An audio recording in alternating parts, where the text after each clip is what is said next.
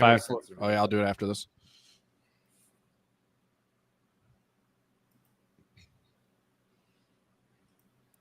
All right, welcome in everyone back to the Sporting Lounge. We got Shane over there, still just looking like Beaker from the Muppets. What's up, buddy? What's up, boys? Hell yeah, Austin. How we doing tonight? How we doing? We live in life. We live That's in right. life. We are without Ben again tonight. He'll be back to be determined. Three-time Chump. Three-time And you have chump. you have Travis God. here, T Rizzle. What is up, everybody? Twitch, you heard that twice, so what's up? But before we dive into week 9 coming up for our predictions and our fantasy sit and starts, let's give a little moment of silence for Bob Knight. He passed away today, legendary basketball coach, 83. All right. Prayers up to him and his family. Hope everything goes well. Yes, sir. That being said, week 9. Okay, before we get into that, Oh, you are. I want to talk about the 2 trades from the Commanders that happened and what you guys Yeah, thought that on shit's them. crazy. Let's do that. God. I want to Yeah. talk about that first because I thought about that all day. I was like, I want to What know the what these fuck? bitches think. Yeah, Because bro. a 3rd round for Chase Young just seems mind-boggling to me, unless I'm just crazy.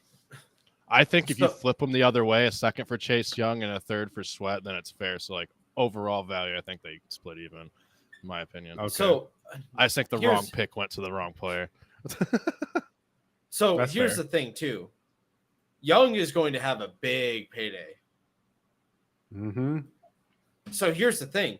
Washington's like, okay, yeah, we'll sell you out. And they have a ton of cap space. So he might be suing back up for Washington next season. And they might have already talked to him about that and been like, hey, man, like, we're going to send you to a playoff contender. Because Young went to the 49ers, correct? Yep. He's now with his And college then- teammate Bosa. And then Sweat went went to the to the- Bears. Yep. So, Which that you know, move was kind they're of like, weird to we're me. going to send you over to a contender. And they call up the 49ers and are like, hey, we're willing to sell him at a good price because they got the good deal for Montez Sweat. And they did a good deal for Chase Young. And maybe they'll have good fortune later. Maybe it's that crazy. I'm just saying, like, it's possible. Like, with how the cap space is going to be aligned, it makes sense. With the holes on their chart, it would make sense, especially for a guy who performs in their system. Just they recognize that they're not in the position to make a playoff push. So they go ahead and go get Chase Young back for 5 years on a big deal in this upcoming offseason. Okay, well, they gave him a rental, and now he's happy because he might have a fucking chip by the time he comes back, and now he gets to be that fucking veteran guy. Like, this could be a genius move for Washington if that's what they're doing in the long haul. Do I think that they have that capacity to do that capable of a move? No. No. So, you know what's going to happen. But This shit, and then this shit's fucked. and then another thing I kind of want to touch on was Josh Wait. McDaniels getting fired and Well, the I want to linebacker. circle back real quick. Okay. It's super Yes, I fucked. still want to talk about Sweat. Yeah, I want to talk about Sweat. That was All right. so fucked for the What? Commanders to do, What? bro. I'm sorry. Chicago Bear What? fans, I don't care. Like, What makes what you the think your fuck? team should be buyers right now? What was that? Yeah. On Yeah, the defense exactly. side. Why are you going to announce, hey, yeah, let's sell our superstar cornerback. You can go seek a trade and then just trade for another person. Like, Yeah. trade for another defensive asset. Like, are you kidding me? They Yeah. should have gone offense at least. And a 2nd round Yeah. pick? Yeah. Yeah, if they're going to make a trade for, a wide receiver outside of DJ Moore, fine. But, Like, what's the push? Montez Sweat only has, 2 years left on his deal? And it's a hefty Mhm. deal. Like, are the Bears saying, oh, next year we're a contender? And if so, why are they selling too? Like, they're selling young assets all season long. They let David Montgomery walk to a division rival nonetheless. Right. Like, we're talking about major assets to that team that just, like, they've let walk away. Like, Hicks even, like, I know it's a few years ago, but he's on the same deal with the Eagles that they lost him on. Like, what about Roquan Mhm. Smith? How the fuck did the Ravens get Roquan? How'd you let that happen? And of course, Khalil Mack. Like, Right, if Khalil Mack was still on the Bears, like, do I think that he'd be having an elite production? No, but he'd be that dead stay, that guy that you always can rely on. Teams always have it, like Judon for the Patriots right now, or Mhm. like James Harrison later on in his career for the Steelers, or, J.J. Watt for the Cardinals. Like he started putting up less numbers, but it was just like consistent, good performances. That presence too is Exactly. huge. Like that presence to know, like, and to have that opportunity as a younger player to go ahead and come into the rotation off stuff like that, that's huge. So, like, we're talking about valuable assets that the Bears just, like, walk away from, and then they acquire assets. Like, what the fuck was the Chase Claypool trade? As a Steelers fan, I was like, this is insane. And, okay, if you're a Bears fan, you have to feel like a fucking imbecile about that trade, because that pick ended up becoming Joey Porter Jr., who is announced as a starter at this point, and he's been playing immaculate. So Chase Claypool, who you end up getting pretty much pennies for back, you don't even get like 5 receptions out of him. And then you could have had a lockdown corner. Yep. And then traded him not so long after. Yeah. They could have had Puka technically. Yeah. Technically, yeah. You're right. So it's fucking wild to me that they did that. But they also it's also the same team that traded up 2 spots or 3 spots to get Mitchell Trubisky. They could have had Will Levis. Yeah. They could have had a lot of people. They could have had a lot of really good fucking players. They could have had Patrick Mahomes. Well, no, just this past draft. I'm talking about that trade for Chase Claypool. Oh, okay. I was kind of referring to the Mitchell Trubisky draft trade. Yeah, they could have had Mahomes then, but like specifically last year, they traded a second for Chase Claypool. He had no production in Chicago, went to Miami for pennies, and then like now the Bears have their ass out because the Steelers take JPJ. But think about the other players that were available on the board at that time that are already impact players. We're talking about day one starters essentially. Will Levis, who we'll get into later on in the episode, first game we're going to be talking about, which this might be a good transition point once I wrap this up. They could have got Will Levis, who went ahead and put up almost 400 yards passing and 4 touchdowns last week, which that leads me into the Thursday night football. The Tennessee Titans visit Acrisure, still Heinz Field, and meet the Pittsburgh Steelers. The Steelers got cooked up last week by the Jaguars. I got really pissed off with the post-game interviews. Everybody's talking about, the refs threw the game. No, the refs didn't throw the fucking game. You barely had 200 yards on offense. If you're relying on those fucking 15 yards that much, yeah, you know what? Bad calls happen. You want to know when a ref cost us a game? The divisional round against the fucking Patriots. Jesse James caught that fucking ball. That's a game No, he didn't. No, he didn't. I'm not getting into this. We're not doing this right now. You started it. That's all I'm saying. Okay. Anyways, continue what you're saying. You've admitted off cam. If you want to act, you got no proof. If you want to act snide, it's fine. You said honestly, Jesse James didn't catch that ball, and I said I know.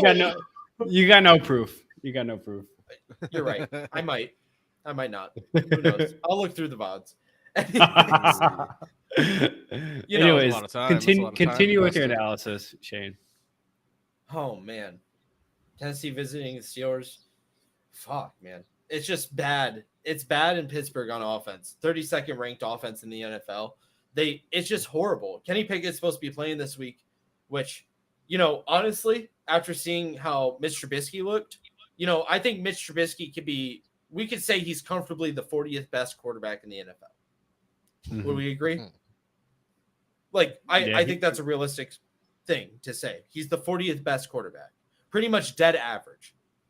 Like a perfect second string guy who's like your normal, just if we're doing baseball stats, win above replacement, just 0 win above replacement, nothing minus, nothing plus. We could say he's the golden standard.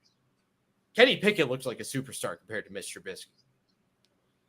Which, I was starting to have doubts about Kenny Pickett's talent at this level. After seeing Trubisky play, no. Kenny Pickett is a fucking star waiting to happen. And the only thing holding him up is fucking maple syrup. So it's bad at this point.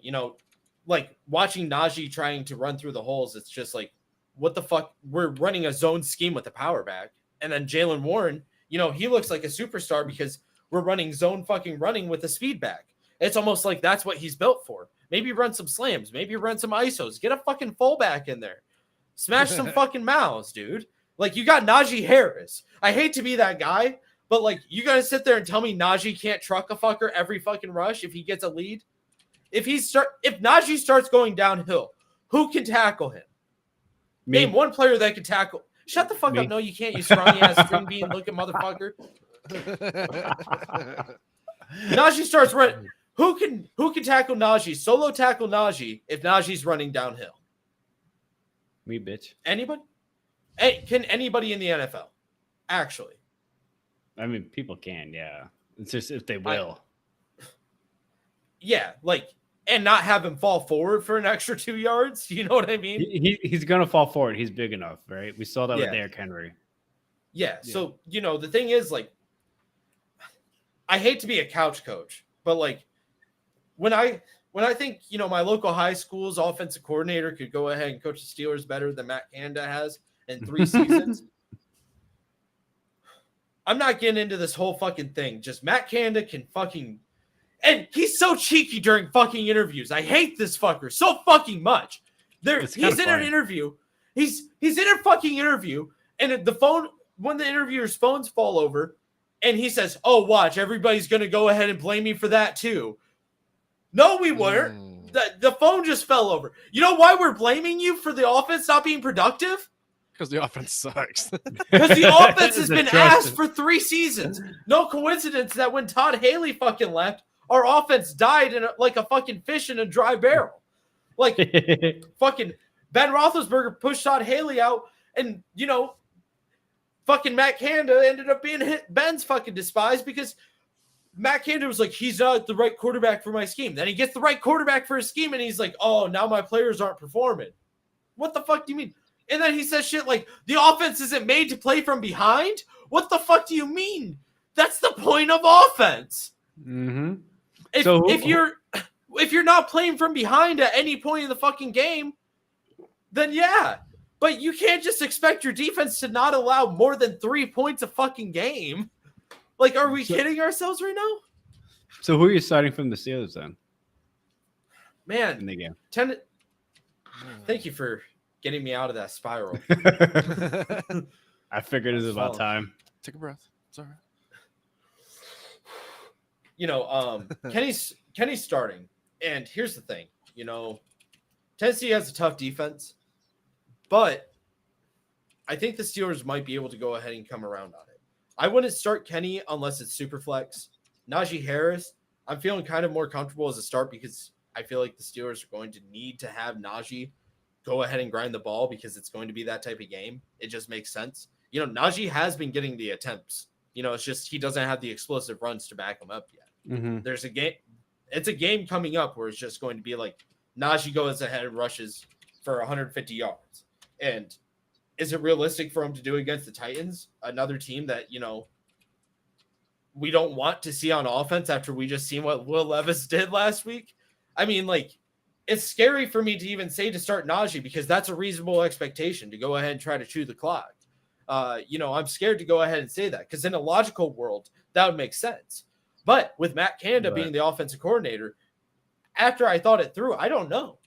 You should start Najee if you're a reasonable fucking human being. But is Matt Canada even going to start Najee? Like, I don't fucking know anymore, man. I'm scared. Probably not. Like, they're going to be running fucking 3 and outs all fucking day, just passing the ball, giving Kenny 50 attempts, trying to fucking play a fucking shootout. And they got a fucking 12 gauge, and we got a fucking BB gun.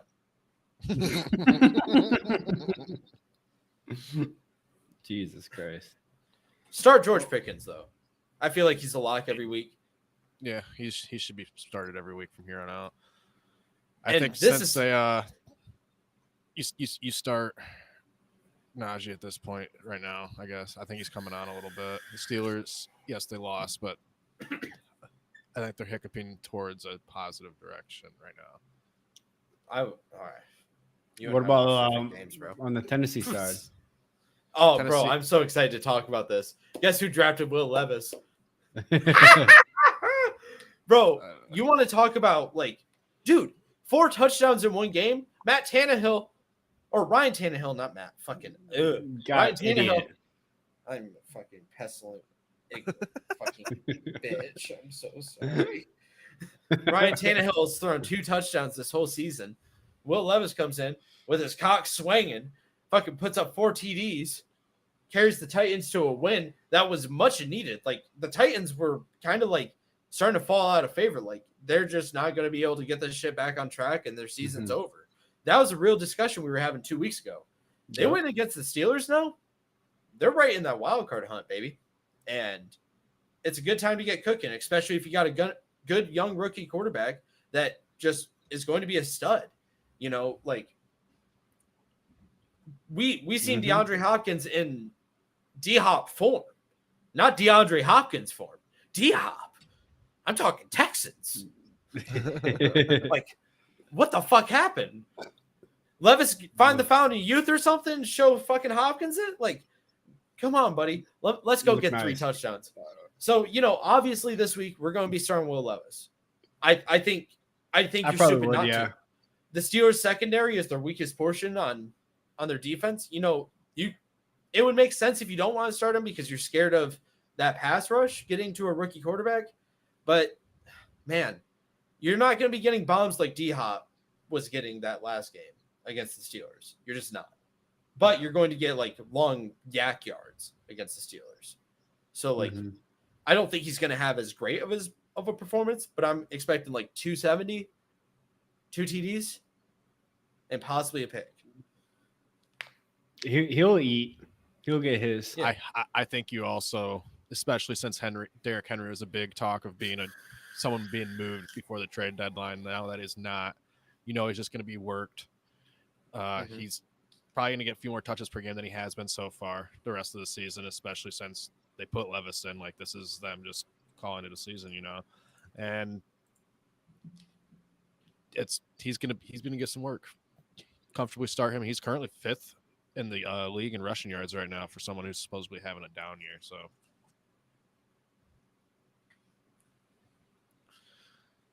I mean, like, I'm feeling good about starting Levis. I'm feeling good about starting Henry too. Just like for the reasons you're saying, like, you're past trade deadline, like, why not run the wheels off him? Yeah, that's fair. D-Hop, I feel like is a start at this point. You know, like, I feel like he's. I think you have. I don't know. I think low wide receiver 1. Like, we're seeing him in that type of form. I mean, like, they were torching him, man. It was ugly. Like, It wasn't pretty. It wasn't pretty. And, you know, the Steelers aren't going to have Minkah this week. that's true. You know, like, I'm a Steelers fan, but, like, We know. I can see the Steelers. I could see the Steelers winning this game, but it's not going to be pretty because the defense is going to get burnt. So we're going to need to see some offense, and I don't trust that. There's going to be almost 0 offense. I can say that. I wouldn't be surprised. What about you, Travis? No, I personally think this game is still going to be kind of lower scoring. I still trust the front 7 of the Steelers on defense. And then if Joey Porter's playing pretty well, if he's going to get the task of draping D-Hop all game. Bro, that's going to be crazy. Imagine if JPJ in his first start locks down D-Hop after D-Hop has a 3-touchdown game, bro. Be pretty nice. I personally think your Steelers pull it off, though, 24-17 in a low-scoring affair. I think that's the only way they pull it off. I think Levis is going to be good for the future, but the Steelers' defense is a whole different breed than what he just faced.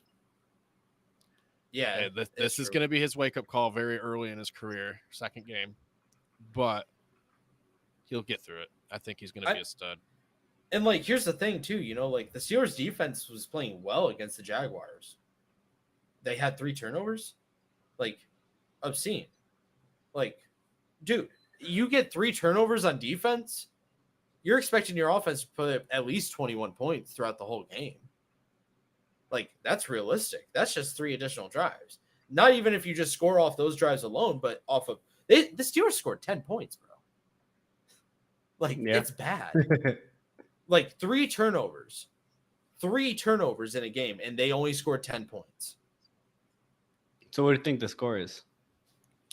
I'm thinking the Yinzer in me is telling me to come out right now because it's a Thursday night game. I feel like I can feel it cooking. Steelers moved to 5-3. I think Travis hit it right on the nose, 24-17. Okay. But like, I am scared that it will become an ugly affair that I have to turn off before the fourth quarter. I won't, and that's my toxic trait. Is the Steelers will be down 30-0, and I'm like, there's still a chance. I think it's gonna be a Tennessee win, like 20-17. I wouldn't be surprised if that happens either, but I think That's Steelers pull it what out. I think that's TJ fair. Watt has a day. I get it. I hope so. I sure fucking hope so. Because TJ Watt is our fucking best edge rusher, our best cornerback, our best running back, our best return man. I mean, like, probably best tight end, probably best quarterback, honestly. I don't know if you guys Best watched everything. the fucking Cam Hayward podcast, but he asked everybody that comes on there, do you think TJ Watt could lead a Texas high school to a state championship as quarterback? Because TJ claims he can. And you know what? At this fucking point, why the fuck not?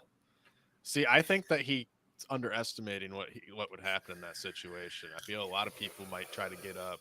There's gonna be the competitive person who's like, "Oh yeah, I get the chance to hit TJ Watt," but there's gonna be a few people that get up to him, and once they get up to him and then realize that's TJ Watt, he can hurt you. They're gonna be like, "I'm just kidding, sir." Like, Bro, one last thing because I want to feel good about my Steelers before we move on. gosh. That's a very emotional subject. You know, it's hard for me to even think about these Steelers right now. Oh man, fucking when TJ Watt was drafted, I called the pick, bro, and they were picking 31st overall. I called that pick. I knew it. Cool. No one cares. Go fuck yourself. Anyways, Anyways. Dolphins visit the Chiefs. We're talking about AFC heavyweight matchup. 9:30 a.m. This is gonna be a good game. I think it's gonna be a high scoring game. Yeah. Gonna be a fun one. Obviously, on the Chiefs side, you're gonna be starting Mahomes. And you're gonna be starting Wait, Kelsey. why? Why would you start Mahomes? He's Mahomes. Bro, You I wouldn't steal. start Mahomes. I think Mahomes is a bottom 32 quarterback, honestly. Calm down now. That's Start. funny. All right. No, we ain't talking about Josh Allen. Yeah, I'm just kidding. Oh, but yeah, Mahomes, Kelsey. I think you can start Pacheco for sure. Yeah. He didn't get a lot of touches last week because they were down quickly and having to throw. Mm-hmm. But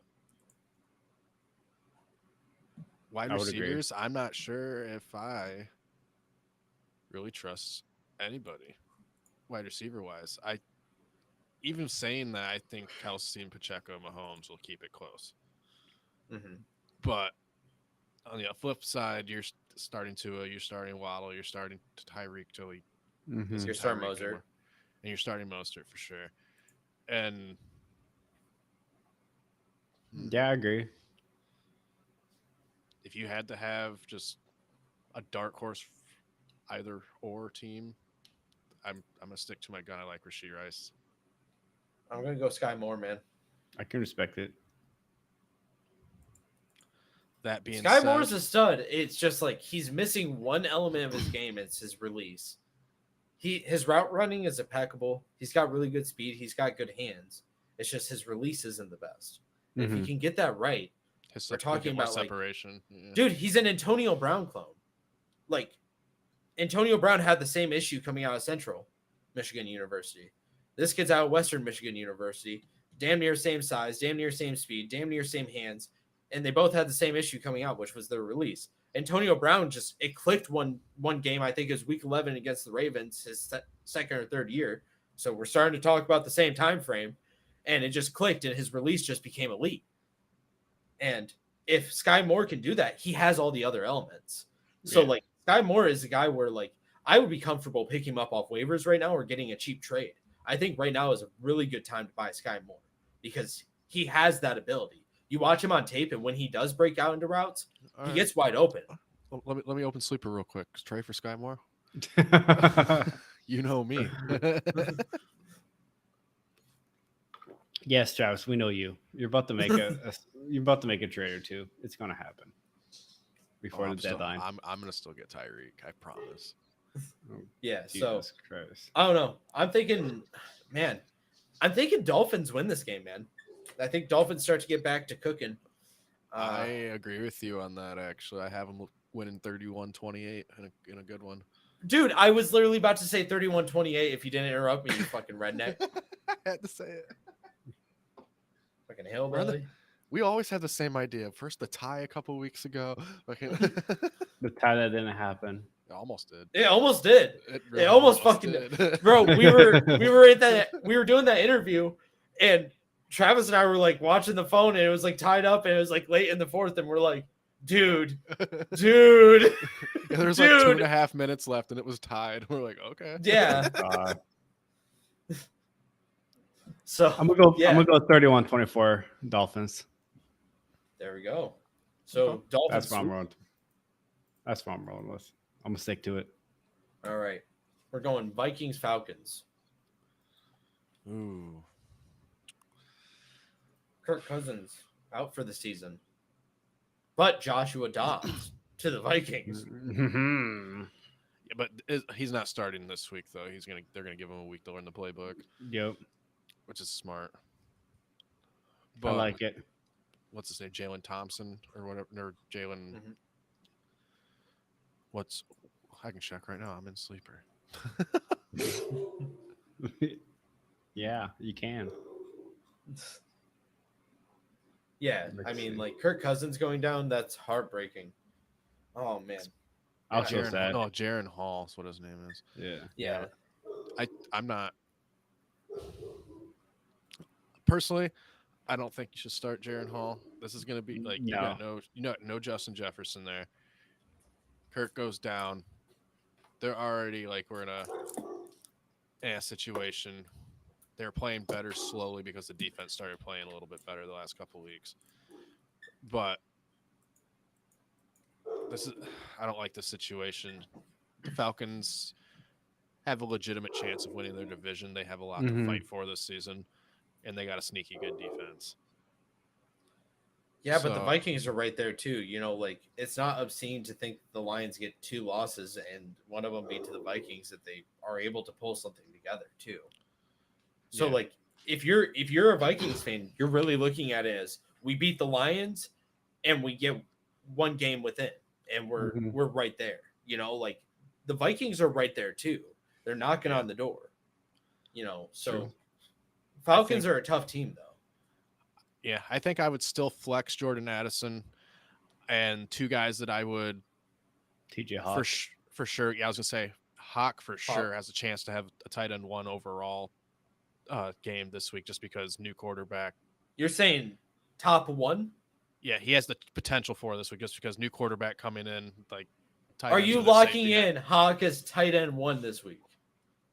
Yes, Ooh, Let's do it. okay. let's do it. Wild. That's wild to me. Tight ends are new quarterbacks' crutches. That's what he's going to fall on and lean on if things You're- aren't going correct. You're sounding a lot Ooh. like me right now, man. I appreciate it, but I know. you know, Spicy. that's my whole Fryermuth theory. You know, like Kenny Pickett's in his Hawk's second year, already good. and Hawk's already an elite type talent. You Yeah. know, I think overall, that being said, I think overall for the duration of the season, because even though I do like Dobbs coming there, I don't think he doesn't play the game the same way Kirk does. So I think Hawk's target share goes down slightly for the rest of the season moving forward, though. I don't know, man. Mm, Like, might. here's the thing: when he was with the Steelers, tight ends were a top percent target for him. With the Cardinals, it went down significantly, but he was on the run a lot. So I'm interested to see, you know, if he is able to get a good pocket around him I want to see You if the know. Vikings utilize his legs at all. Yeah. Which way they want him to play. Yeah, like Joshua Especially s- Dobbs is a very talented young man. Especially since the Vikings just traded one of their good young linemen to the Jaguars. Mhm. So that's probably part of the reason why they're okay with Dobbs, because he can move. They know their pocket's not going to be as clean. Yeah. That's fair. I mean, so Dobbs isn't starting this week, but if he's available on waiver wires, you guys pick him up this week. Lock him in for next week and the weeks coming up, because he's definitely going to end up being the starter. I don't think that's a discussion. They just want him to get the playbook for a week and a half. I could see that. I wouldn't be surprised if he is starting week 10. Would you pick him up? I would pick him up off waiver wires this week if he was available. I would too as well. And just lock that in, because I don't think it's a question if he's going to start. I think it's just he's going to start next week because the trade. Let him get moved in, let him get comfortable for a couple days. Let him get used to the facility, and then go ahead and give him the playbook, give him a full week of practice, and get him started. That's just something that you see with quarterbacks and trade deadlines. Yep. What do you guys think the score is going to be? Man, I'm really thinking. I'm thinking 28-21 Falcons. Falcons win. I would say I think 21-17 Falcons. That's my pick. 28-21. Fuck it. 28-24 Falcons. That's what I'm going to say. We need Travis, to throw what'd a you field say? goal in there. 21-17 Falcons. 21-17. Mm-hmm. Interesting. What about you, Ozzy? You think the Vikings win, don't you? Kind of do. I would not be surprised. Oh, I love it. Kind of do, but also I love Taylor Heineke. I've loved him since Commanders. So I think the Falcons pull it off. I think they do, truly, in my heart of hearts. But I think it's gonna be like tough. I think it's gonna be like a 28-14 type game. It's tough to trust your heart over your gut, but when your heart of hearts tells you, you gotta go with it. You can't just Gotta say go. no. You can't just say no. Yep, that's right. Falcons win 28-14.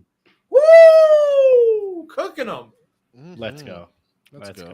I think it's gonna be a minor blowout. Nothing major, nothing big, but a little something.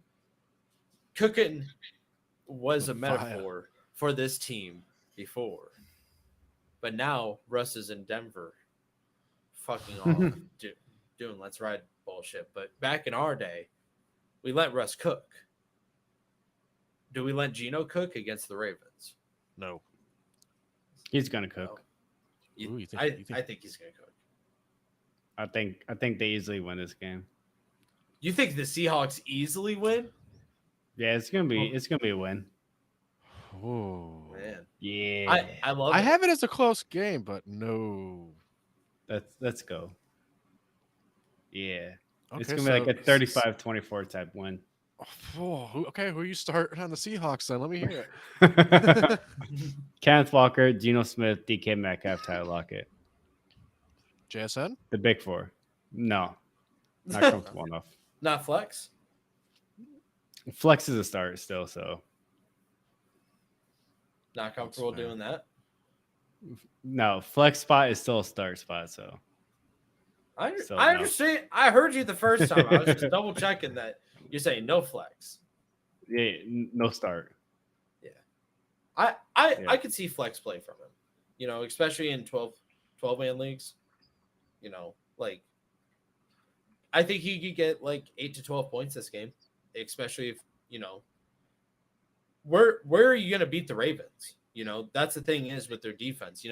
It's Mhm. funny because like the AFC North has like the three like different types of defenses perfectly. Like the Ravens are just perfectly fundamental. The Steelers are like they're perfect bend but don't break. And then the Browns are just this mean gritty defense that like somehow gets the job done. Mhm. And it's like you got these three like immaculate defenses of all different styles. in the AFC North. So like with the Ravens, you have to figure out how to beat them. And like, the idea is you try to get them thin on the secondary. You don't let them go ahead and pack the front seven. So it could be reasonable that you go ahead and see JSN go and get a touchdown this game and possibly 5 receptions. That's a realistic possibility. And like we say he gets 50 yards, that's 16 points. And it's realistic because of how you're going to have to try to maneuver around this Ravens defense. You're going to try to maneuver around that front seven being able to rush you consistently. You're going to try to establish the run. So Kenneth Walker is definitely a start. DK Metcalf is a start because of the splash potential. If I had to pick the odd man out personally for the Seahawks, it would be Tyler Lockett this week because he's going to be getting stuck in a lot of those zone coverages. So JSN and DK Metcalf can go ahead and get off. And Noah Fant might be able to be a reasonable tight end start for 12-man leagues as well because of that reason. Travis? Okay. Yeah, on the Seahawks side, I'm with you all. You start the big four. You have to. On the Ravens side, you're starting Lamar for sure, Andrews for sure. I think Zay Flowers is slowly coming into his own. I think it's going to be I think it's going to be a fun matchup because he's probably going to have Witherspoon blanketing him all game. But you're starting Zay Flowers I think you're starting Zay Flowers this week. I'm not saying he's going to cook Witherspoon, but he's going to get it. He's going to get his own. It's going to be fun. It's going to be a fun matchup all game. You're going to start Gus Edwards again this week. I think he's going to get the hot hand moving forward on the season. And as long as his knees hold up, just like last season. I mean, every single time he's had the opportunity to be the back, they've fed him. They don't mind it. It's just when his body tells him no is when he doesn't get fed anymore. Yeah. And that being said, I have a 27-24 Ravens win. I have a 30-24 Seahawks win. Cross my fingers. Cross my fingers that the Steelers can figure it out and the Ravens lose. I hope. All right. Your hope is misplaced. Yeah, just like I'm hoping that the Browns are going to somehow lose to these Cardinals. Yeah, that's not going to happen. I know. Unfortunately. I know. If we're being honest. The Browns are so much better than I thought they would be this year. Yeah, they're really good. Honestly. Yes, they are. Especially after Nick Chubb went down. Jerome Ford really did pick up that slack and has been able to establish that good running game. Jerome Ford is the type of guy where like you can still get him cheap in fantasy leagues. He hasn't had that explosive game yet, but if you watch him, he's on the verge of having that type of game every week. It's just like consistent, just running it down your throat type. It's very reminiscent to me of, Derrick Henry's second season. And that's very high praise, but that's how it came in was like you started watching Derrick Henry and you're like, oh, he's really starting to kind of get like 5 yards per carry type of situations going on, like a lot. Like, yeah, he's getting tackled behind the line, but and I think the secret is confidence.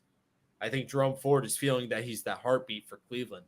And if he is, who's going to stop these Browns? Really, they're a tough team. Yes. The Steelers beat the Browns by, dismantling Deshaun Watson. They didn't Jerome Ford didn't have that confidence yet. So, do I think the Steelers could beat the Browns right now? No. So, I want to bring up that specific game because it's like that was the game where this started. Jerome Ford has grown so much as a player in these last few weeks. You see it on the tape. You see him running more confidently. You see him running downhill faster. It's almost like he has an extra step behind him. And because of that, I would trade even a second-round pick to go get Jerome Ford. I think he's going to have that type of upside, especially with Nick Chubb being out for the season. Yeah. I have as soon as they traded homeboy to the Vikings, I have almost no confidence in the Cardinals to win this game. Yeah. Without Dobbs, I think without him, their chances of winning this game go down significantly. Yeah, like I would have said they had like a 35% chance to win the game with Dobbs, and now I feel like it's more like 15%. Yeah, I think at most they're going to score 17 points. I think that's being very courteous. Same. So like for me, I got the final score being like 31-17 type of thing. For the Browns, you're really only starting Ford and Cooper, in my opinion. Maybe PJ Walker if you're desperate. What do birds lay? Eggs. 24 zip, Cleveland Browns. Oh, spicy. Spicy. Okay. Who from the Cardinals would you start though, Shane? No one. Dude, this is okay. So like, I this might have is to. what I was I might talking- have to agree with. I might have to agree with you on that one. like, here's the thing. Like, the Browns, they're not that like fundamentally sound defense like the Ravens are, but they'll break you. Mhm. They will fucking break you. And if you let Myles Garrett get out of control, Mother of God Almighty, may you bless your soul. Because like you're done. Like You're toast. it's like when Myles Garrett gets like a sack or two, it's like his X factor actually turns on IRL. Mhm. Like then he goes and gets 2 more sacks, 3 tackles for a loss. You're like, Jesus Christ! Someone call the National Guard. I'm in danger. Yeah, man. Like I think that's what's going to happen. Is the Browns are just going to take control of this game. I think Jerome Ford is going to be the primary start, the highest scorer out of this game. Honestly, I think the only person you start from the Cardinals is Trey McBride, and that's it. If you need a tight end, not even. I mean, I would. I could see that. I could see where you're coming from, but like I wouldn't go for it. Like that's probably a waiver acquisition, and like like I'd rather have my roster spot go to like someone like Raheem Shaheed, or like Sky Moore or Rice, or like a lot of players that are available on waiver wires. I'd rather have over him. I wouldn't even waste the That's fair. roster spot on him. I don't think he's scored more than 8 points. he's Well- been he's played really well the last 3 weeks actually. Yeah, but who is his quarterback? Dobbs, yeah. All right, since we're talking about the goat of goats, and where we're picking Jordan Love against Matthew Stafford and the Rams, even though Matthew Stafford might not be playing. Yep. Jordan Love is the best quarterback. Am I right, guys? Maybe in some alternate reality, but not this one. That's an interesting thing to say, Austin. Yeah, it's not looking like they get 3 straight Hall of Fame quarterbacks. To be fair, this It's is still his first early. season starting. Yeah, it's still early, but Not a Maybe- great first season though. But maybe Better they than just Ken having him- Pickett though. Maybe hey, go fuck yourself. Maybe they just having him throw the season so then they get him on a cheap like 5-year deal, and they kind of like get a new rookie deal. Maybe. That's a strong maybe though. Yeah, like maybe they're doing that with Kenny Pickett. Just they're in it for the long haul. They're burning up his actual rookie contract first. Yeah, that's smart. See then. Hey, Matt I'm Canada- seeing Matt Canada, Hey. big brain, Matt Canada. It's all making sense now. Okay, I see. Oh, okay. So you can stop being angry then. Yeah, now I love the Steelers. I love them. I love them again. Yeah, I'm here. Let's just burn through our rookie quarterback's deal. all right. Hey, So on the fair enough. Packers side, I'm gonna start in 2 QB leagues. I'm gonna start Jordan Love this week actually, Hell no. and I like Jaden Reed and Romeo Dobbs as flex options, and then keep an eye on Aaron Jones, whether or not he's gonna play this week. But Lock if he is.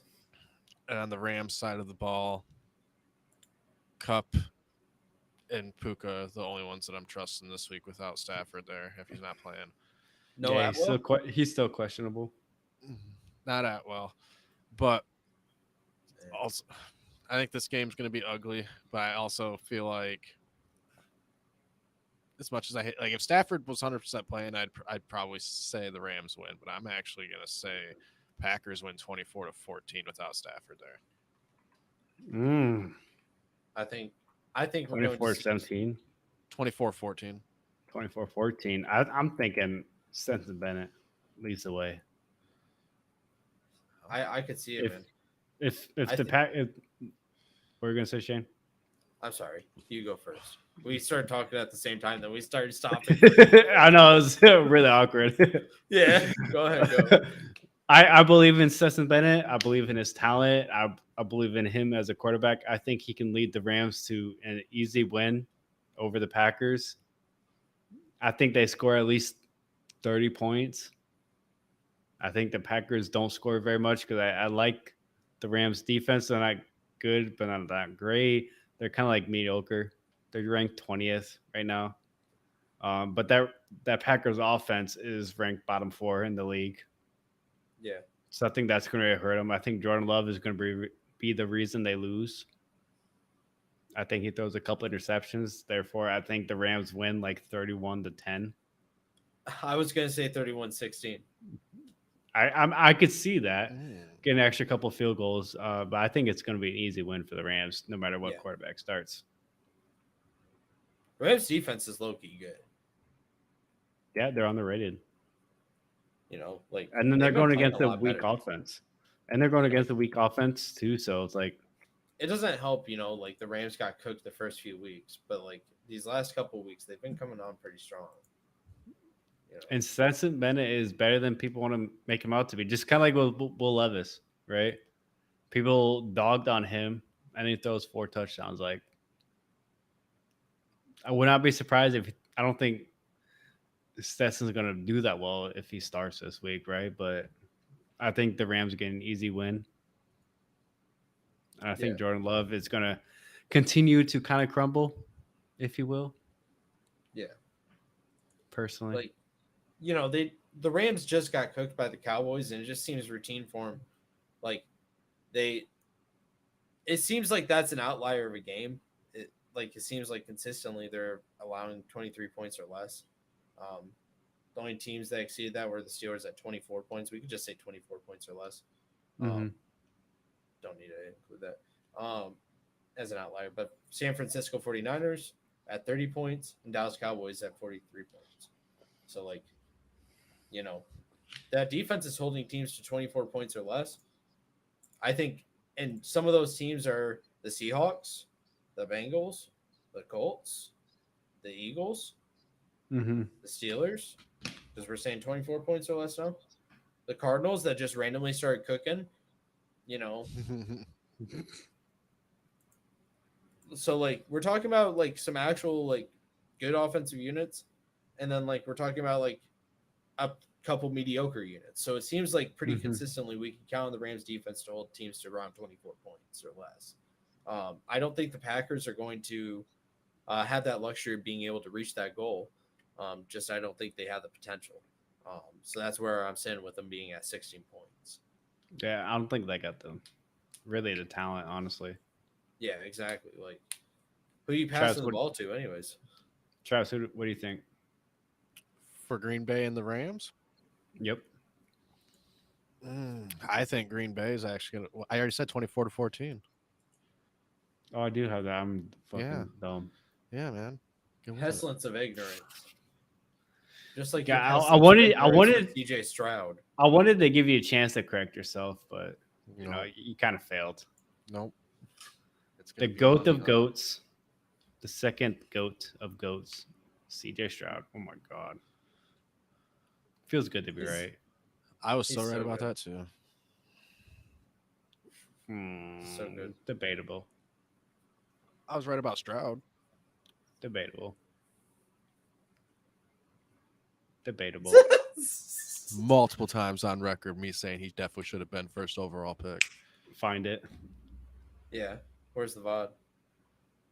Where's I it remember somewhere? I remember you saying he shouldn't have been drafted in the first round. Not at all. That's not at all what I No, said.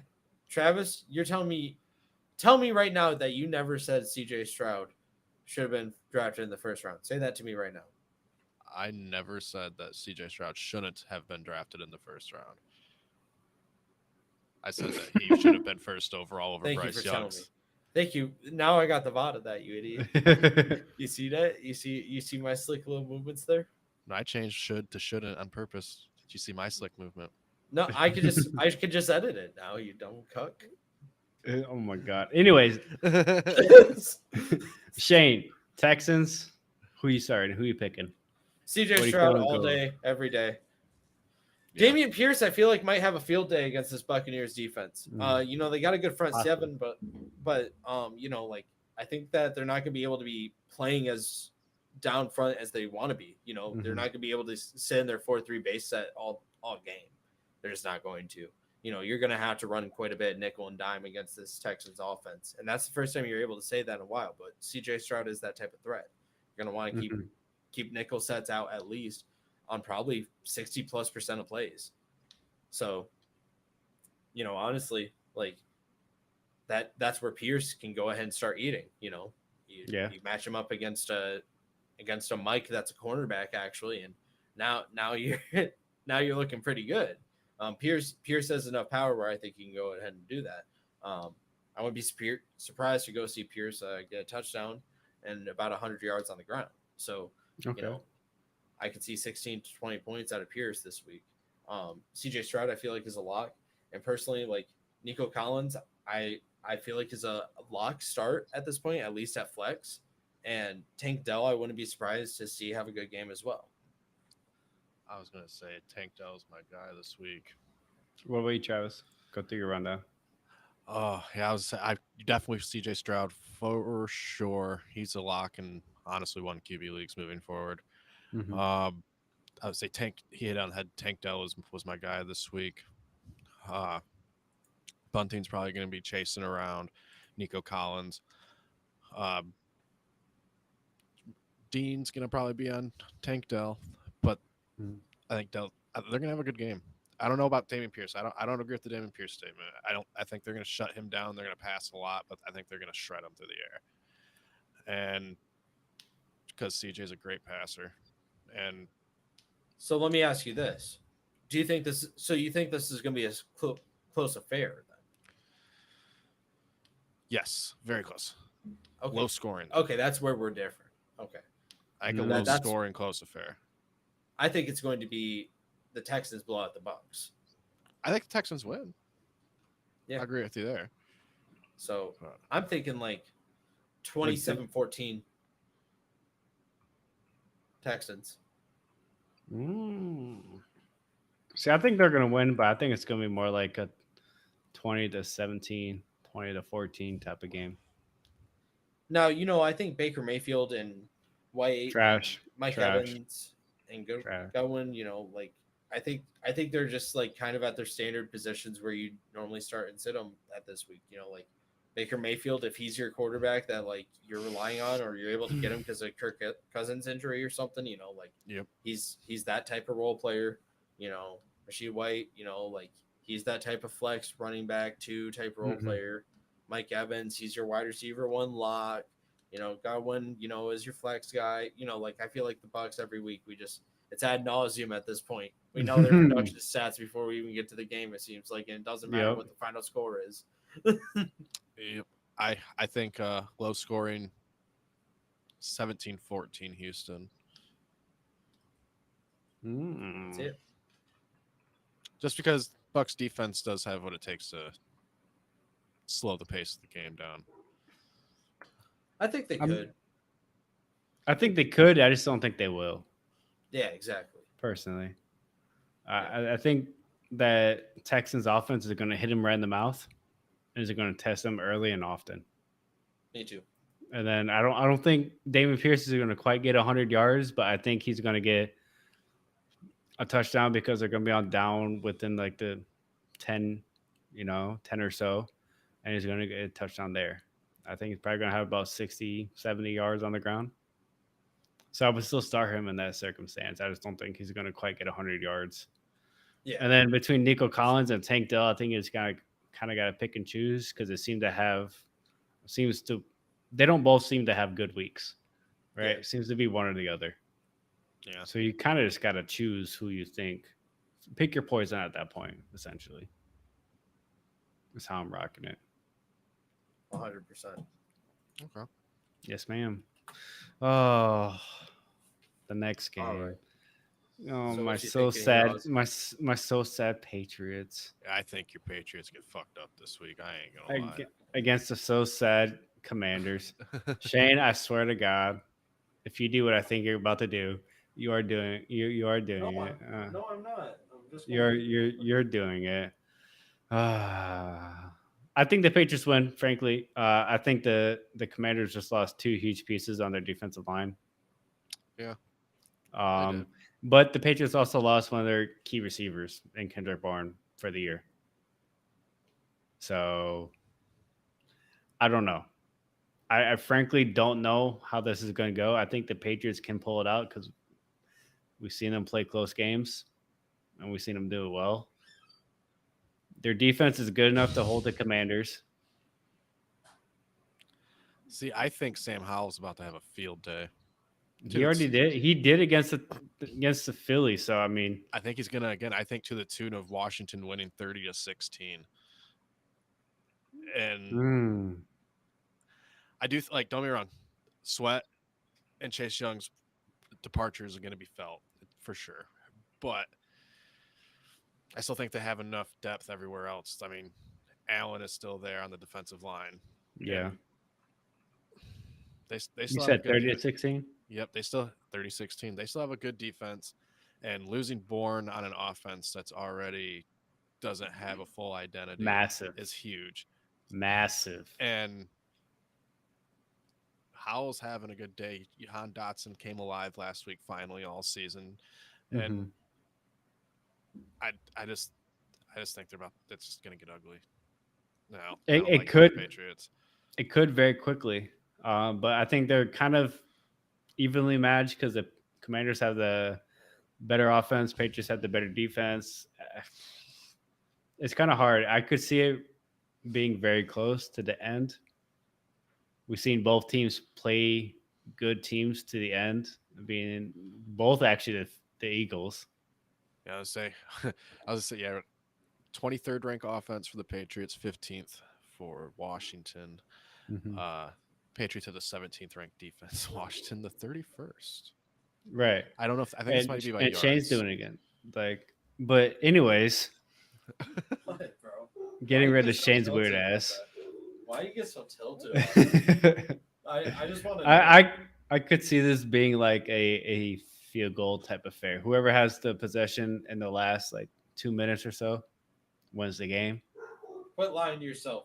You already know the final score. It's going to be 30-17. Commanders take care of business. 30-17. Yeah. God damn. Shit. I'm sorry. Well, Steelers ain't shit. Yeah. Well, look So at our fine. record compared to yours. So. Hey, Super Bowls, bro. Yeah, I will. I do think. Yeah, we have the same amount, bro. Nice try, jackass. Wrong okay, team to fuck yeah. on. Wrong 25, team to fuck on. 25 years ago. 25 years ago. Congrats, you child. Bro, they've won two this century. Yeah, what the fuck you on about, bro? 25 years ago, bro. Shut up. What the fuck you on about? Anyways, Travis, who from the Commanders are you starting? The Commanders, Howell for sure, Terry for sure.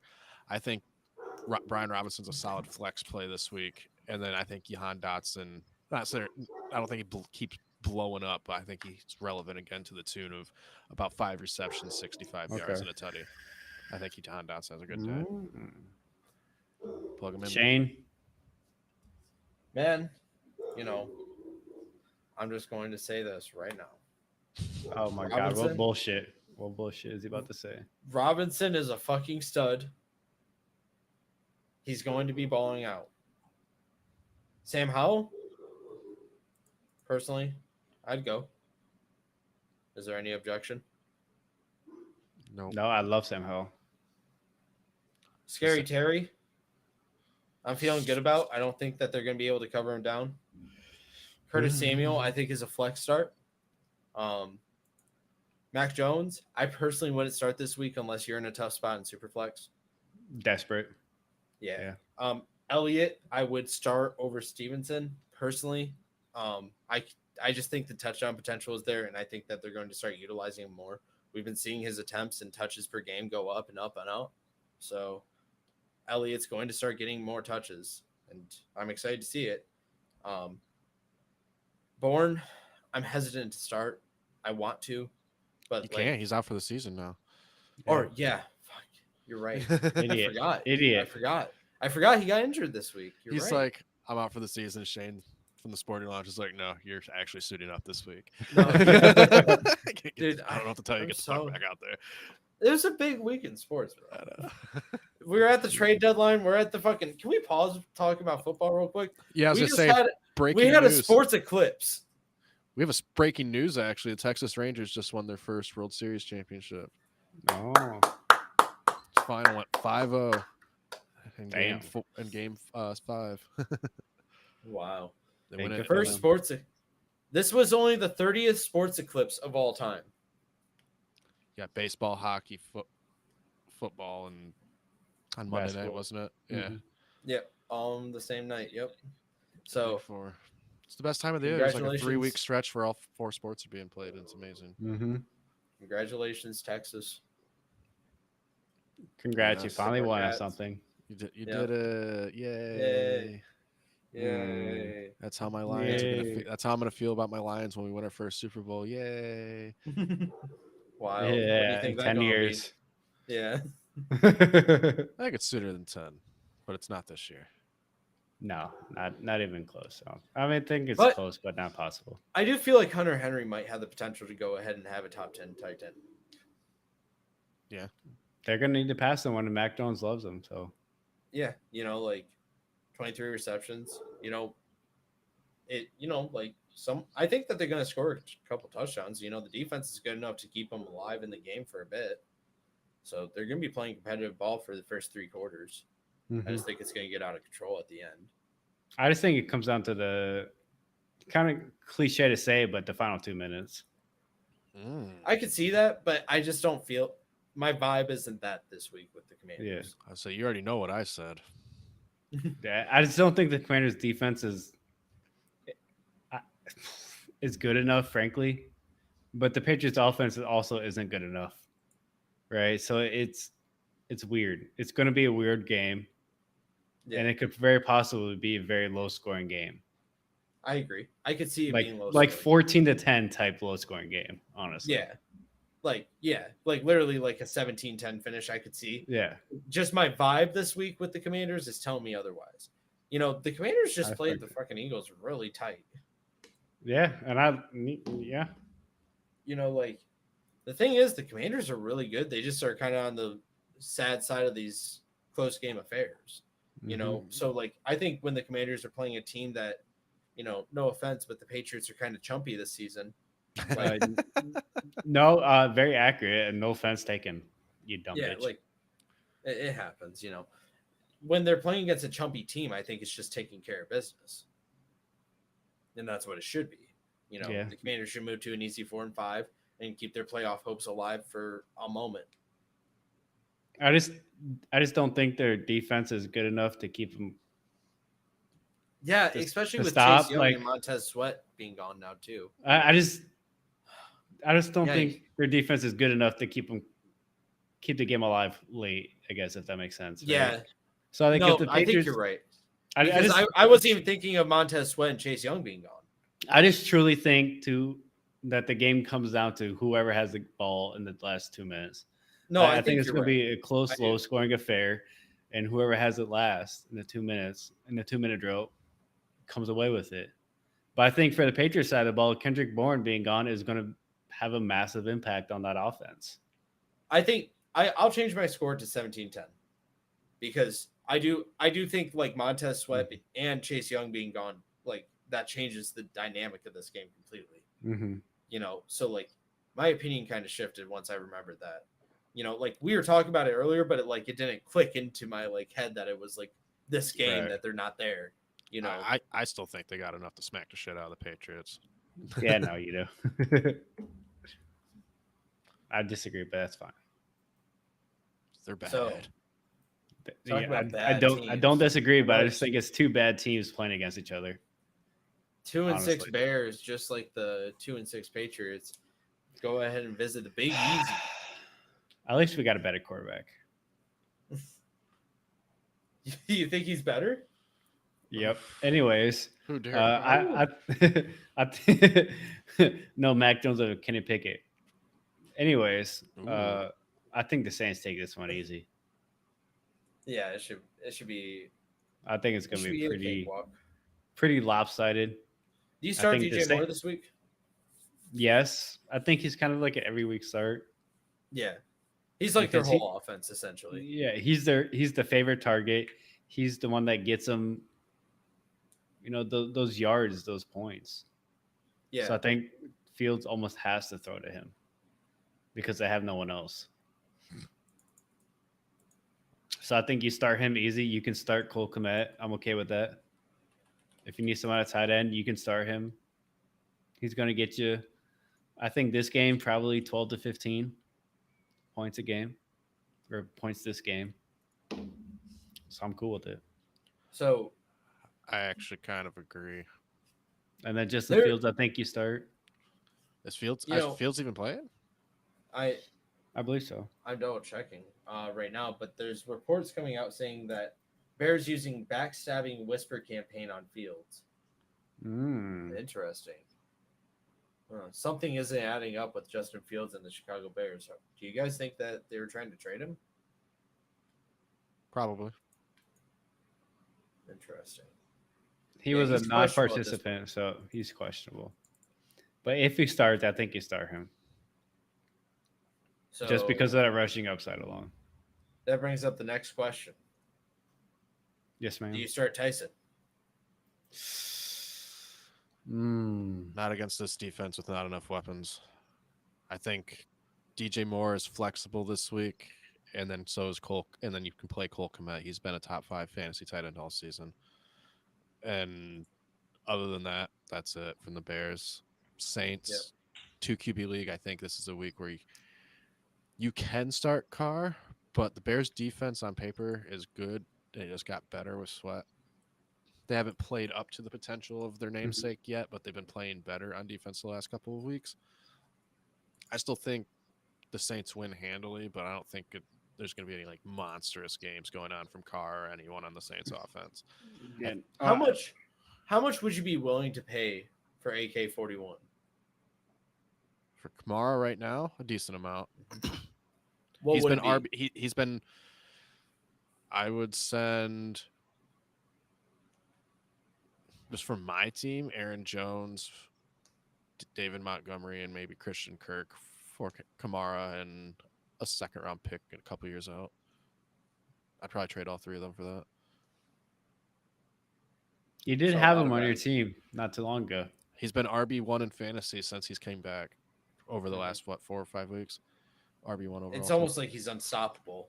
And Alvin Kamara opens up a topic that I really want to get into, which that's Alvin Kamara is 28 years old, and he's dealt with a lot of injuries at this point of his career. And usually this is when we see running backs regressing, not progressing and putting up career stats. What are we thinking about this, especially with the topic of the running back market being so hot? It makes me glad to have Christian McCaffrey, the RB1. That's all I gotta That's say. true. That's all I gotta say. But I think he's lost a step almost, but I think he's fantasy relevant because of his wide receiver usage, his usage in the fair. passing game. Yeah, I think they can't pass downfield, and also Carr's just checking it down to him. Yeah, so I think if they didn't have that, the checkdowns, then Kamara wouldn't be very relevant fantasy wise. Did you know? Have you seen Christian McCaffrey and Alvin Kamara's stats compared? Yeah, Wow, and from their start of their careers, Mhm. they're pretty. It's damn near identical. But the part it doesn't mention is that McCaffrey's missed 22 games in his career. Kamara's missed 12. 10 full games Mhm. more for Kamara to have played. No, But- it does mention that. It's just Kamara was drafted a year later. No, they're both drafted in the same class, 2017. Were they? Yep. Here, let's It's the most go to loaded 47. running back class probably in Mhm. NFL history. It was ridiculous because that was Alright, it. stream. Because it had Eckler, it had that's the class that had CMC, Kamara. It also had Chubb in there. I'm pretty sure. Jesus. It was a ridiculously loaded running back draft. Mm-hmm. Okay. So Kamara does have 10 more games. You're right. But Interesting. So then, So who else Kamara- on the Saints are you starting then? Besides Kamara, are you starting Kamara? yeah, Oh, hell yes. yeah, he's locked and Ah, loaded for the okay. rest of the season. Just wanted to confirm. So Kamara, for reference on the stat line, Kamara has a little bit less than 100 yards more than Christian McCaffrey. And Christian McCaffrey has 0.1 more yard per average. Kamara has 4 more touchdowns. So we're talking about 10 more starts, 4 more rushing touchdowns. McCaffrey has 5 more receptions for about like 60 more receiving yards. They both have identical receiving yards per reception. McCaffrey has 26 receiving touchdowns. And then we're just getting into punt return, all those stats. Mhm. So, like, it's one of those things where it's like, like they're very comparable players. Which one would you rather have on your dynasty roster? Well, since I got CMC, I gotta stick with him. CMC is younger and on a better team, so CMC. I gotta stick with CMC. He's on my team, so I personally take Kamara. all right, you dumb. Here's the only reason, because the Saints are going to win games, and they're going to win games by using Kamara. Mhm. And the Saints have done something very good with Kamara's career. I don't think he's lost a step. When you're watching him on film, he's still quick. He's very agile, and like he's got power still. He's everything you want in a running back. He's able to catch out of the backfield, and that the Saints have done a really good job on making sure that his career has good longevity. Like they're not overusing him too much, but they're getting him a lot of touches, but a lot of Mhm. safe touches where he's not necessarily doing suicide passes over the middle. We're talking about a lot of swing outs and shit, Mhm. so like, and a lot of like sweeping runs. So he gets to run out of bounds and save his legs, like the Saints have done a really good job of utilizing that. So I think Alvin Kamara might end up playing for another couple of years. And I think he might end up being a higher production running back by the end of his career. I disagree. And that's I think okay. you're wrong. I understand. But you know what? I still love you anyways. What do you think the score is going to be? I'm just saying Christian McCaffrey was scoring more points when he was on the Panthers. Still RB1, so Hey, you're right. What do you think the score is going to be? I'm taking Saints. I'm thinking Saints 24-17. I think it's going to be a little bit tighter than we think it's going to be. Travis? That's almost what I had. I put Saints 27-17. Okay, so we all have the Saints winning. Yeah, I think Bears get beat. I think it's going to be an easy game for the Saints. So, speaking of the Panthers, Colts visit Carolina. I think it's going to be a Colts Young- easy win. Does Bryce Young lead the Panthers to a win? No, Is it possible? no. I agree. I think No. Colts take care of business. I think it's going to be No. like 27-14. That's fair. So I start Gardner Minshew. JT is obviously a lot. Zach Moss, if you have a weird spot in flex, he's still getting touches. So like, Still getting enough. yeah, like he's a flex starter. I think at this point, he really did prove his worth when JT was out, and he's carved himself a role in that Mhm. offense, and that's what you like to see out of these type of players. They really they get a chance. What about between Pittman and Downs? I was about to say, honestly, Pittman is my lock this week. Downs is a flex start still. I think the Colts can really take care of business here, man. Okay, if you had to pick between one of them, who are you picking? Pittman? 100% Pittman. Okay. Yeah. I think Pittman's going to be a 5 additional points no matter what. I feel that. Whether it ends up being 8-13 or ends up being 15-20. Like, that's just how it is. Travis, you kind of the same way? Yeah, I like Pittman. I have Pittman in our league, and I'm starting him this week. He's in my Mhm. starting lineup right now. And I think Colts win handily, 31-17 this game. They should definitely win. I won't say they let me down last week. More or less, they got screwed. But I'm starting Gardner Minshew this week in 2 QB leagues, actually, I would start Gardner as Yeah. well.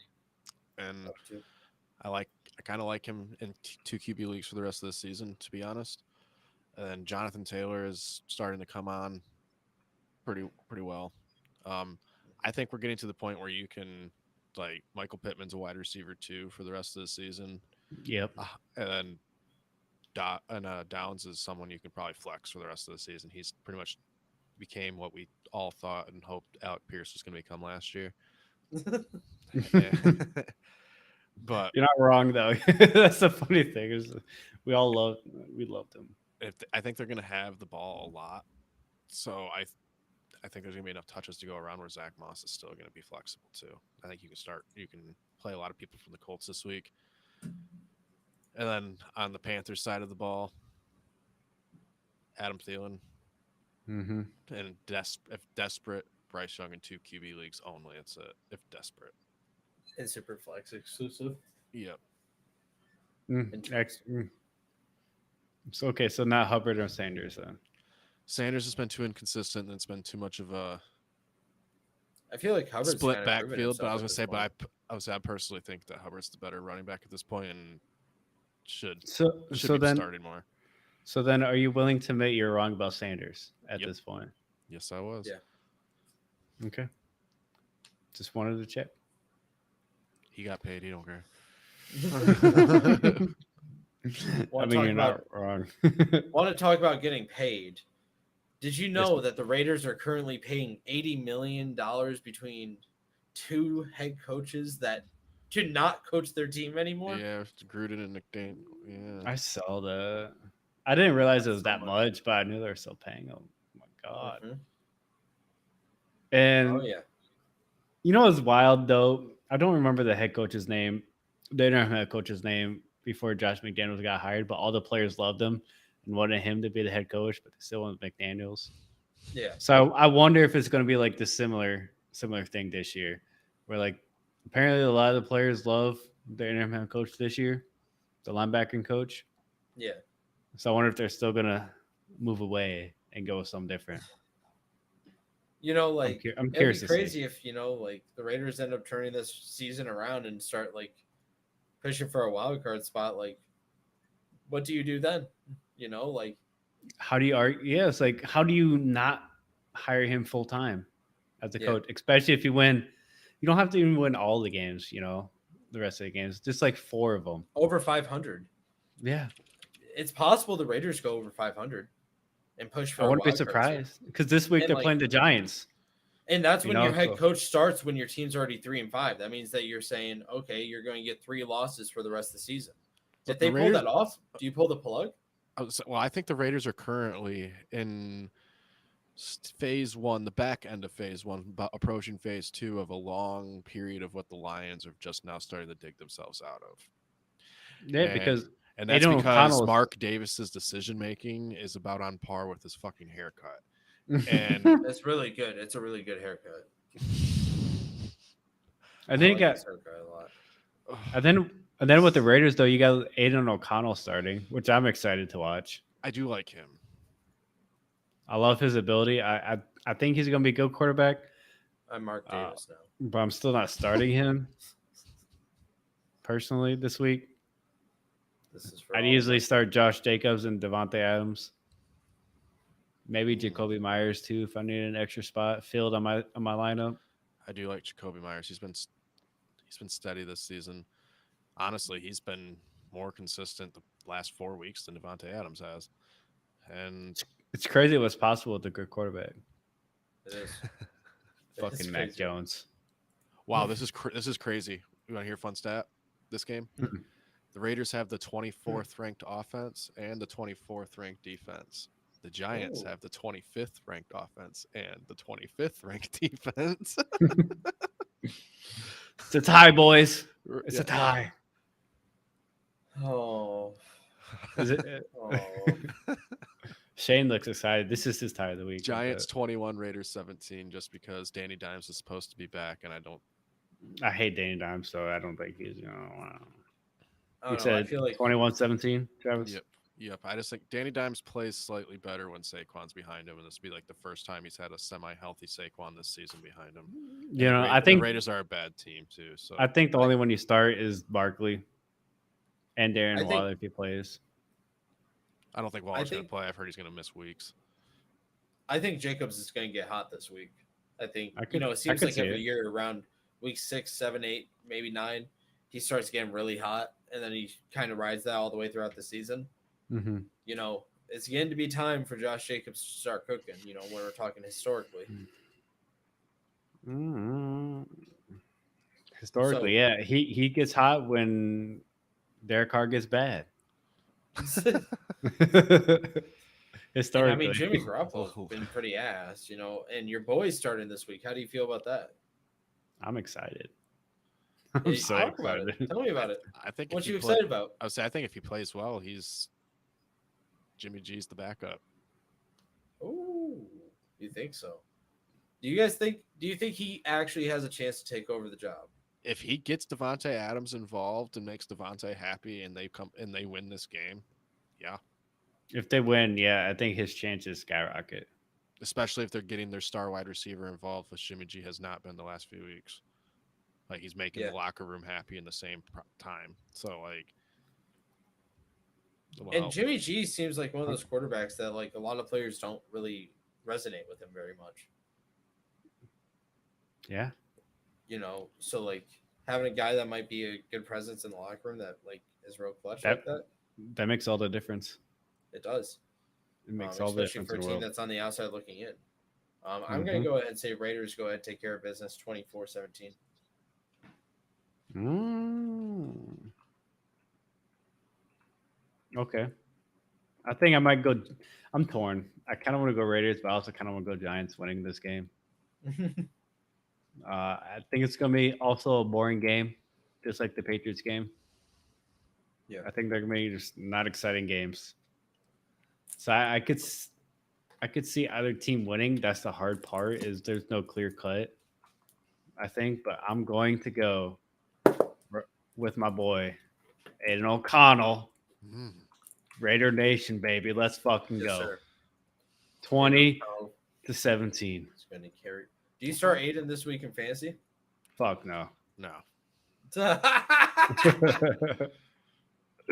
Easy no. If you're in Easy a no. situation where you have to, you might as well just have logged out of that app for that league for the season. What if Um, what if he just has like a nuts bananas week? Then he's the starter. But funny enough, I am starting him in week 10 currently because my boy Desmond Ritter just got benched. So Taylor Heineke. I like Heineke. He adds I do flair too. to that offense that Ritter doesn't have. yeah, well, he wasn't good enough to keep his job. So Heineke, that is. Same with Ritter now. I don't disagree. So this one's my favorite matchup, and this is the one where I'm gonna hate to say it. I mean, we got the team with the best record in the NFL, the Eagles. They went and get Kevin Byard, which I think is huge because it shored up their Mhm. weakness, in my opinion, from this season from last. And they play the Cowboys. I mean, the Cowboys smacked them once last season, but that was when Hurts didn't play. In the game that Hurts did play, they won. Eagles won a close game, but I think you start all the big names on both sides of the ball. I think you're going to start Dak in 2 QB leagues, and 1 QB leagues probably not. I'm still torn on him, especially against good defenses. But CD's a lock. Tony Pollard's a lock. I think you can flex Brandon Cooks this week. He kind of had a little revival last week. Mm-hmm. Eagles, obviously, AJ Brown, Jalen Hurts, Devontae Smith. You're gonna flex. I think he gets involved this week. I think you're going to see some dividends. Finally, it's been a while. It has. Makes me so cry. I think this divisional game, because this one actually means more than the one last week against Washington, they're going to need everyone involved. And Devontae Smith's going to get involved. What about DeAndre Swift? You can start him still. He's calmed down good. since his 3 explosive weeks, but he's still been very startable since then, regardless. That being said, Dallas Goedert as well. You're going to start Dallas Goedert locked. He's been playing really well the last few weeks. That being said, I hate to say this, but I'm going to root for it just because it helps my Detroit Lions. I think Dallas actually takes care of business 28-24. Dallas, okay. That's my upset of the week. So I don't Yeah. even I mean, I wouldn't be surprised. especially the way the season's been going out. Like there's Lions beat the Chiefs, Arizona beat Dallas. Freaking I'm thinking know. Cowboys 31-21.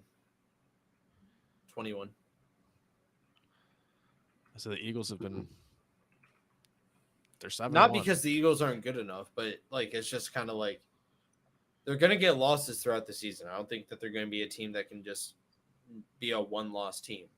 So like when you're looking at like it's just going to happen at some point. So I think the Eagles are a really good team and I can see them winning. It's just they're going to get a loss somewhere, and why not be in the divisional matchup against a really good Cowboys team that's vying for this top spot in the division? If the Cowboys wanted more, I think they have the talent to take it. Yeah. I just do. That's the situation. You know, they have more talent than the Eagles, and it's just not refined like it is on the Eagles. But when the Cowboys want to win, they win games. They just whooped on a team last week doing 42 points. Yeah. One thing I did want to ask about this game, has AJ Brown made that jump to a top 3 receiver in the league? Yes. Hmm. 110%. I think it's hard to argue against that. He's 2 weeks ago, Tyreek Hill had almost 300-yard lead on him, and right now it's like 60. Mhm. Like, Yeah. like he's already almost at 1,000 yards too. He's over 900. Puka's in third. He's got like 160 yards on. What was I saying just a few weeks ago, man? I was like, AJ Brown, if you can get your hands on him. I think the Eagles win though, 31-20. I still wouldn't be surprised if the Eagles win. I wouldn't be I think it's gonna be 31-20. I think it's gonna be a double-digit win, regardless. Yeah, I think either way it's I don't think it's gonna be one of those games that we think is gonna be close or anything like that, or go to overtime or anything like that. But I think the team's Eagles gonna will win. take control, and that's gonna be it. Mm-hmm. Exactly. Like you said, I think the first half is going to be really key. Mhm. And then I think the Eagles are going to control the first half and be up the first half. And it's just going to be the Cowboys trying to figure something out the second half against that Dallas defense. Yep. I mean, against the Eagles defense. Personally, 110%. I don't see it. So that would knock the Cowboys down to 5-3, and Mhm. the Eagles would be in a pretty safe spot in their division. But I think they talking already about are, three regardless, to losses, be honest. Bills, go ahead and visit the Bengals. 5-3 Bills versus 4-3 Bengals. Joe Burr. Joe Burr. Joe Burr. Joe Burr. Joe Burr. Oh, is it getting a little cold in here? What is that? What is that, Shane? Joe Burr? Yeah. Joe Burr? Joe Burr. Hey, you know, I'm a Steelers fan, but I love Joe Burrow. You know, It's hard not to, honestly. Like, his interviews are great. yeah. His you know, presence is just awesome. You guys know my opinion on Josh Allen. Like, I think like the Bengals defense is sneaky good, where like Mhm. they can go ahead and compete. And I think like Josh Allen, when he's playing against a team like the Bengals, he's going to struggle because they're going to force him to shoot. Like Josh Allen is best when he's not forced to shoot, but he can shoot. You Mhm. know, in a game where, and we see it time and time again with the Bengals, you know, like it seems like they always just like are able to contain Josh Allen. They just seem like they have his number. So, Mhm. you know, personally, I think Josh Allen falls around QB 15 in fantasy this week. Ooh. Yeah, I mean, like, kind of what Shane was saying, like, with Josh Allen, if you pressure him, he makes mistakes, and that's where you knock him off, right? So as long as you can get pressure, especially with the front four, he's toast. Yeah, make him one dimensional. You got to stop James Cook, man. Like, we're not Mhm. talking about an elite running back committee or nothing. Like, James Cook is leading the helm. Like, shut him down, make it so Josh Allen is one dimensional, and the Bengals can rush a good front seven. Like, they can rush Mhm. 5 and have a good secondary. They have a good enough secondary to hold it down. The Mhm. biggest issue is going to be Stephon Diggs, and like Gabe Davis has that good speed, but like He's no joke. He's not someone to take lightly, but I don't think he's going to be really worth starting this week either. Yeah. I think it's really just Diggs and Allen, personally. yeah. Because I think I- Allen will still get you 20 points, but I think he's also I- going to have a turnover or two. I think Allen is a safe start just because of what he routinely shows. Mhm. But personally, like, I wouldn't start him. I don't think he's going to put up his average. I think he's going to be more of like, if you have a quarterback that's going to be like a Tua Tagovailoa, Joe Burrow, like someone that like, even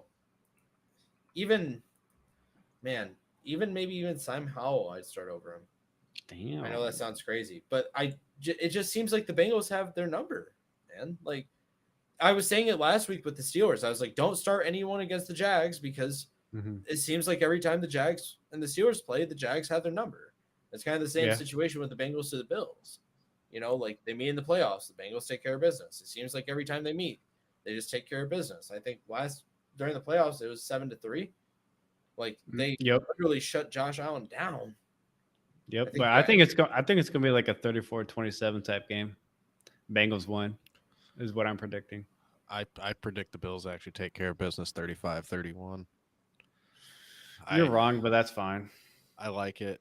It's going to be a I'm good thinking- game. I'm thinking Bengals 27-17. Ooh. Spicy. The said Bengals always get Bengals hot like halfway through the season. 27-17. Bengals always start getting hot right around this time. I think, look with the Bengals side, I think you easily start Joe Burrow because he's starting to come into form. He's starting to do better. You start Jamar Chase, and if you really need to, you start Tyler Boyd Mhm. because he's getting some work, especially late in the games and sometimes early in the games, to where it carries over, right? Sometimes in the middle of games, sometimes just throughout the whole game. Yeah, but really, what I'm really trying to say is like his majority of the work either comes at the beginning or the end of the game. Sure. It seems like, Yeah. So it's like if you want to take a dart throw and if you need someone to plug in, you could do Tyler Boyd. I'd be okay with that. I would not argue. I would probably do that myself. 'Cause, he's the type of guy where he can win one-on-one coverages consistently. So like, Right. And if you're throwing a double team on Jamar Chase every down, when you're going to go in your 4-3 base set alignment, which the Bills run, you're going to have to deal with Tyler Boyd being one-on-one, and he's a good slip zone coverage guy. yeah, and to go with that is like people inherently pay more attention to Jamar Chase and T Higgins, So you right? guys So wanna that's see going to leave Tyler Boyd open over the middle, which is where he eats. You want to hear something crazy? What? All 28 experts on Fantasy Pros said Josh Allen over Joe Burrow this week. They probably said that in the playoffs. To be fair, that is their only career matchup. Josh Allen and Joe Burrow is that playoff game. Yeah, but guess what? Win's a win. That's true. So The this Bengals is still won. this is technically their first regular season matchup against each other ever. If it comes down to a coin toss, the Bills automatically lose. Because That's true. in the wise words of, I believe it was Tom Brady, said he's afraid of the coin. So That's fair. there's that. So that leads us into the final game of the week. Chargers go ahead and visit MetLife. I'm torn because Zach Wilson's kind of playing good. He's not playing like he did the past 2 years where he's very turnover prone. He's a lot more safe with the ball, I feel like, and making better decisions. And I think all that credit is due to Aaron Rodgers. Right? So he still has Aaron Rodgers there. Rodgers is still very active and he's still throwing, which is honestly crazy with the Achilles injury. Yeah, Yeah. right? A lot of people wrote him off for the whole year, but he's dropping back. that's what And doing throwing peyote balls. in the mountains does to your body. Yes, Superhero. I mean, yeah. um, but I think Zach Wilson's taking strides, Do not but he's try still that at not there. home. But he's still not there yet. He's still not there yet. But I think the Chargers are going to easily win this game. I love the Jets defense, but I think that the Jets offense isn't good enough to keep up with the Chargers. I agree. I think the Chargers take care of business 31-20 kind of easily in this one. That's kind of what I'm thinking. Mhm. Yeah. I'm thinking 31-21. I say Herbert, Keenan Allen, Eckler, all locks. Josh Palmer, I would flex even. He's been the guy stepping up, not Quentin Johnson. When with Mike Williams out, and on the Jets side, Brees Hall, you play him, and then Garrett Wilson's been playing a little bit better. His floor's gone up a little bit with Zach Wilson not turning the ball over as much, giving them longer possessions, more possessions. So Wilson still obviously isn't able to produce at his fantasy ceiling, but he's still a top 30 receiver right now. I think their biggest flaw right now is their play calling because they're not getting their running backs involved enough with the Jets. They're not running Brees Hall or Dalvin Cook enough to where they should be, especially in those close games. We saw that last week. Robert Saleh's trying to run a San Francisco style offense with players that don't Aren't play San like that. Francisco like they're smash mouth guys. Mhm. They could do very well. Like I think they'd be a much better team if they would lean more into the run Yeah. because they got the running backs to do it. They got the receivers and Punch they it got down the inside, man. You got Dalvin Cook and Brees Hall, man.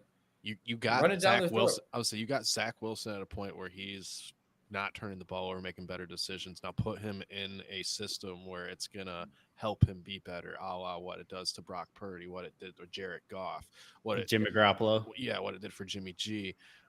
You know, just if you do that for Wilson and make him more comfortable throwing the ball downfield because your play calling's allowing that to happen, then it's going to open the whole offense up, and you start doing that by feeding your running backs to make play action a threat. So I agree. What about on the Charger side of the ball? Who you got started? Herbert, obviously. you're starting the entire squad, dude. Even the dude that's sitting on the bench wiping his forehead off with a towel, you start him too. Like, Fair enough.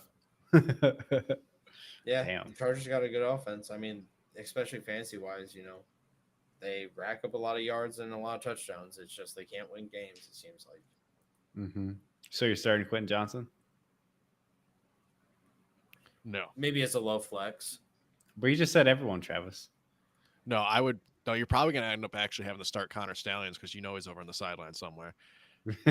Oh God. All right.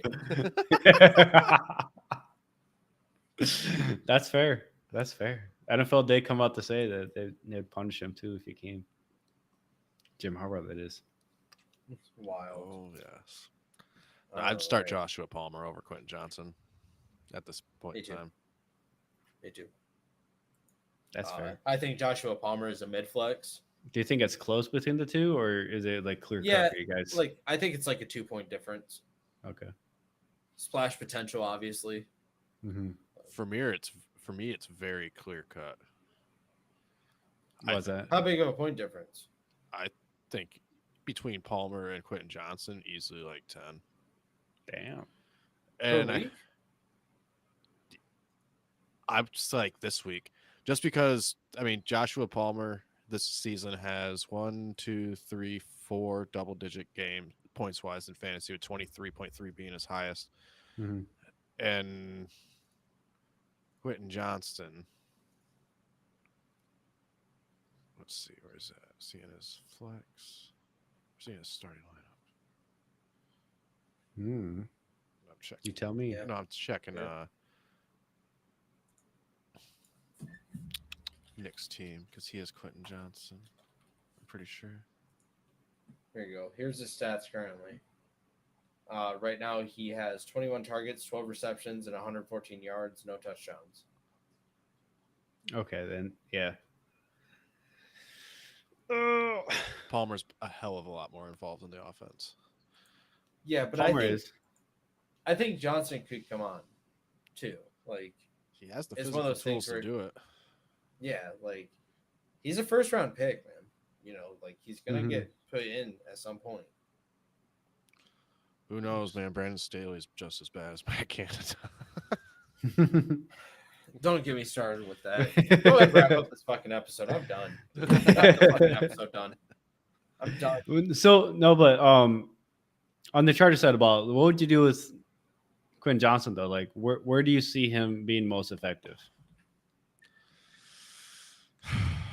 Honestly, he's just not getting open. He looks like he's struggling to understand the offense all the way, and I think that's a big problem.